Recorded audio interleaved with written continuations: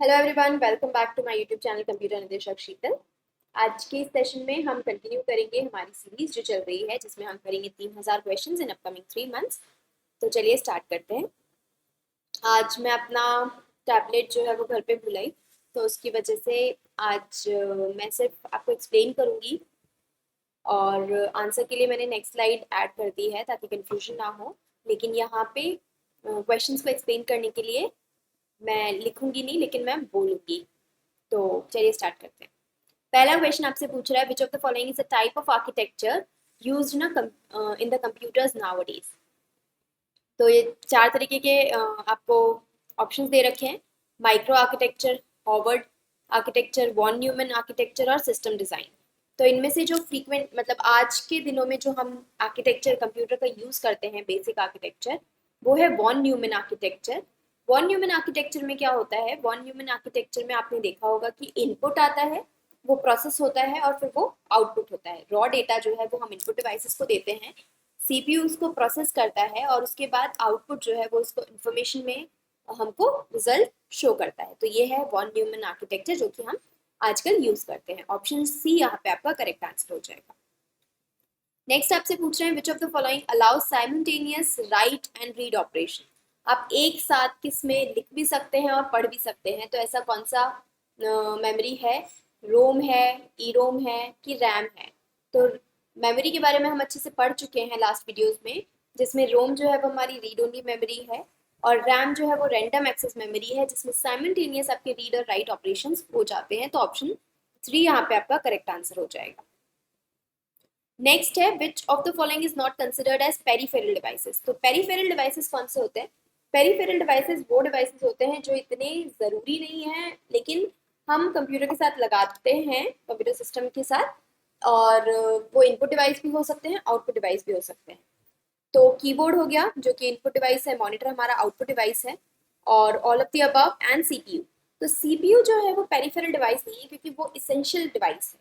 अभी जब हमने आर्किटेक्चर पढ़ा तो उसमें हमने देखा कि एक होता है हमारा इनपुट डिवाइस, इनपुट यूनिट, दूसरी होती है हमारी सेंट्रल प्रोसेसिंग यूनिट, उसके बाद आती है हमारी आउटपुट यूनिट। तो ये पेरिफेरल डिवाइस नहीं है, मतलब this one is the essential device. तो इसलिए ये ऑप्शन ए जो है वो आपका करेक्ट आंसर हो जाएगा। नेक्स्ट क्वेश्चन देखते हैं। नेक्स्ट क्वेश्चन में आपसे पूछ रहा है, कंप्यूटर एड्रेस बसेस। तो कंप्यूटर एड्रेस बस क्या होती है? वो मल्टी डायरेक्शनल है, बाई डायरेक्शनल है, यूनी डायरेक्शनल है, क्या है? तो जो हमारी कंप्यूटर एड्रेस बस है वो यूनी डायरेक्शनल होती है। कैसे? क्योंकि एड्रेस बस जो है वो एड्रेस का डेटा कैरी करती है, जो कि हम प्रोसेसर ने उसको प्रोसेस किया डेटा को, और फिर हमने डेटा को स्टोर किया है मेमोरी में। तो प्रोसेसर से मेमोरी तक का जो डेटा है उसको कैरी करने का काम है एड्रेस बस का, जो कि 16 बिट की होती है, और उसमें 64 केबी तक का एड्रेस जो है वो हम रख सकते हैं, एड्रेस अप टू 64 केबी। तो इसलिए एड्रेस बस जो है वो प्रोसेसर से मेमोरी तक जाएगी, तो वो क्या हो गई हमारी यूनिडायरेक्शनल। ऑप्शन यहाँ पे आपका 3 करेक्ट आंसर हो गया। नेक्स्ट है, which of the following circuit is use to store 1 bit data. यहाँ पे सिर्फ 1 बिट की बात होती है, आइदर 0 और 1। तो हमने देखा है कि फ्लिप फ्लॉप जो है वो ट्रू या फॉल्स, 0 या फिर 1, ऐसी वैल्यूज ही स्टोर करता है। तो ये एक ही बिट स्टोर करता है, और जैसे ही रिजल्ट चेंज होता है, बिट चेंज होती है, तो ये चेंज कर देता है, मतलब एट अ टाइम ये एक ही बिट स्टोर करेगा। तो यहाँ पे आपका ऑप्शन ए करेक्ट आंसर हो जाएगा। नेक्स्ट में चलते हैं। नेक्स्ट में आपसे पूछ रहे थे, address in the main memory is known as logical address, physical address, memory address. तो जो मेन मेमोरी का एड्रेस है उसको हम क्या कहते हैं? उसको हम कहते हैं फिजिकल एड्रेस। फिजिकल एड्रेस में फिजिकल एड्रेस मतलब कि मेन मेमोरी की साइज क्या है, और जो physical address in a system can be defined as the size of the main memory. तो मेन मेमोरी का हो गया हमारा फिजिकल एड्रेस, और ये बहुत ही ज़रूरी है प्रोसेस साइज को फिजिकल कंपेयर करना फिजिकल एड्रेस स्पेस के साथ। नेक्स्ट है, डिकोडेड इंस्ट्रक्शन कहाँ पे स्टोर होते हैं? तो हमारे जो डिकोडेड इंस्ट्रक्शंस हैं उन्हें हम रजिस्टर्स, एमडीआर, पीसी की आईआर कहाँ पे स्टोर करते हैं? तो उन्हें हम स्टोर करते हैं आईआर, जो कि होता है हमारा इंस्ट्रक्शन रजिस्टर, जिसमें इंस्ट्रक्शन कोड्स होते हैं। और मेमोरी से जब भी हम कोई भी इंस्ट्रक्शंस पढ़ते हैं, हम कंप्यूटर को क्या करते हैं, यूज़र जो है वो इंस्ट्रक्शंस देगा और वो जो इंस्ट्रक्शंस हैं वो एट अ टाइम मेमोरी में स्टोर हुए हैं। उसके बाद जब मेमोरी से उनको पढ़ा गया है तो वो कहाँ स्टोर हो गए, हमारे इंस्ट्रक्शन रजिस्टर में स्टोर हो गए। तो डिकोडेड इंस्ट्रक्शंस कहाँ हो गए, वो हमारे IR इंस्ट्रक्शन रजिस्टर में स्टोर हो गए। ऑप्शन 4 यहाँ पे आपका करेक्ट आंसर हो जाएगा। MIMD की फुल फॉर्म आपसे पूछी है, तो MIMD की full form multiple instruction memory data, multiple instruction multiple data, memory instruction multiple data, कि मेमोरी इंस्ट्रक्शन मेमोरी डेटा। इन चारों में से कौन सा ऑप्शन करेक्ट होगा, तो होती है multiple instruction multiple data stream.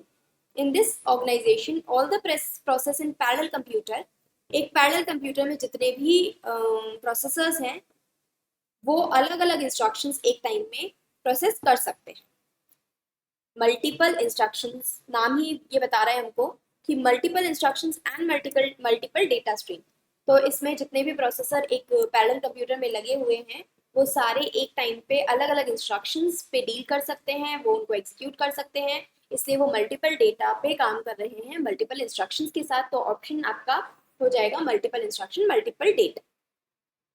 Next है the status bit is also called. Status bit को क्या कहते हैं, एक होती है हमारी साइंड बिट, अनसाइंड बिट और फ्लैग बिट। तो स्टेटस बिट होती है हमारी फ्लैग बिट, जिसके थ्रू हमको किसी भी डिवाइस का स्टेटस पता चलता है।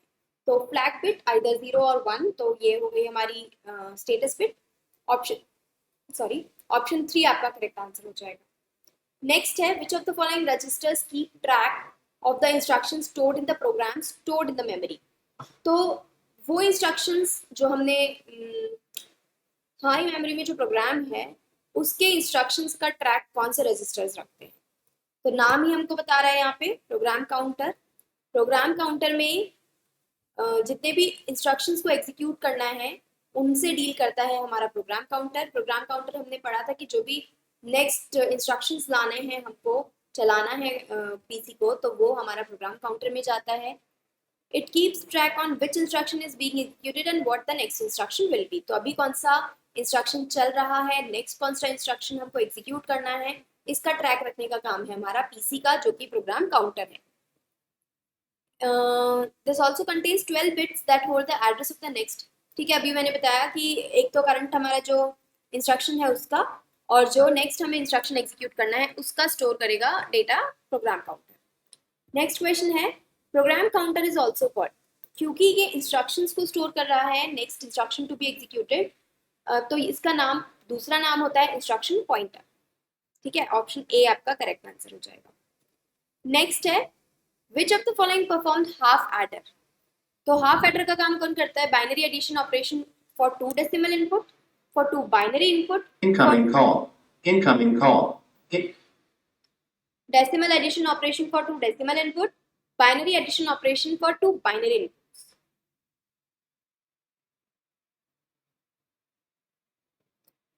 यहाँ पे ऑप्शन 3 एंड 4 एक ही है, तो आपका आंसर हो जाएगा ऑप्शन बी, जो कि है binary addition operation for 2 binary inputs. ठीक है, हाफ एडर में क्या होगा, एक दो नंबर्स को हमको ऐड करना है जो कि हमने 2 इनपुट दिए हैं, और फिर वो 2 ही आउटपुट हमको देगा। इसमें हम और ऑपरेशन यूज करते हैं। The adder is use to perform और operations of 2 single bit binary numbers. कोई भी 2 नंबर आपने दिए हैं इसको 0 1 0 0 1 0 1 1, उन पे और ऑपरेशन लगाएगा और उसके बाद ये आपको आउटपुट देगा।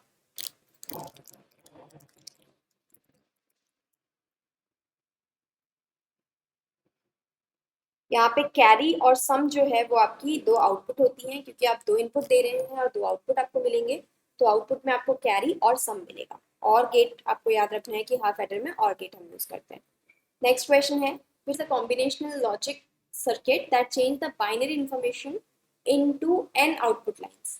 आपने एक बाइनरी इंफॉर्मेशन इसको दी है 0 1 1 0 के फॉर्म में, और उसने इसको कन्वर्ट कर दिया है n आउटपुट लाइंस में। तो वो क्या कौन करेगा, मल्टीप्लेक्सर, डीमल्टीप्लेक्सर, एनकोडर और डिकोडर। तो एनकोडर का काम होता है कि वो बाइनरी इंफॉर्मेशन को n आउटपुट लाइंस में ट्रांसफॉर्म करके चेंज करके आपको दे देता है। जो आउटपुट लाइंस हैं वो n बिट कोड को रिप्रेजेंट करती हैं, और encoder performs the reverse operation, और डिकोडर जो है वो इसका उल्टा करेगा। ठीक है, तो एनकोडर यहाँ पे आपका ऑप्शन 3 करेक्ट आंसर हो जाएगा। नेक्स्ट क्वेश्चन पे चलते हैं। नेक्स्ट क्वेश्चन आपसे पूछ रहा है which of the following is a combinational logic circuit that has 2n input lines and a single output lines. तो ये 2n आपकी इनपुट लाइंस हो गई और ये n जो है वो आउटपुट लाइंस आपको देगा। तो ऐसा काम कौन करेगा? मल्टीप्लेक्सर करता है, जिसने 2n अगर इनपुट लाइंस ली है तो n आउटपुट लाइंस वो आपको प्रोवाइड करेगा। वहीं उसका उल्टा काम करता है डी मल्टीप्लेक्सर, कि अगर n आउटपुट लाइंस हैं तो वो आपको 2n जो है इनपुट लाइंस दे देगा। नेक्स्ट है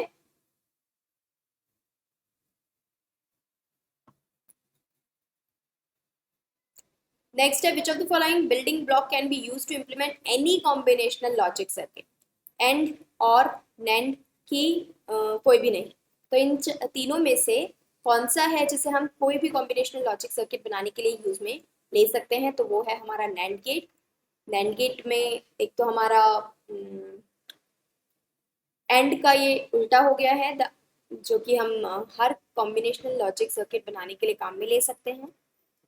इसमें सारे बेसिक गेट्स आ जाते हैं, जैसे कि हमारा एंड हो गया, नॉट हो गया, और हो गया, और ये नॉट और एंड का जो है वो कॉम्बिनेशन है। तो ये था आज का सेशन। आई होप आपको वीडियो पसंद आया।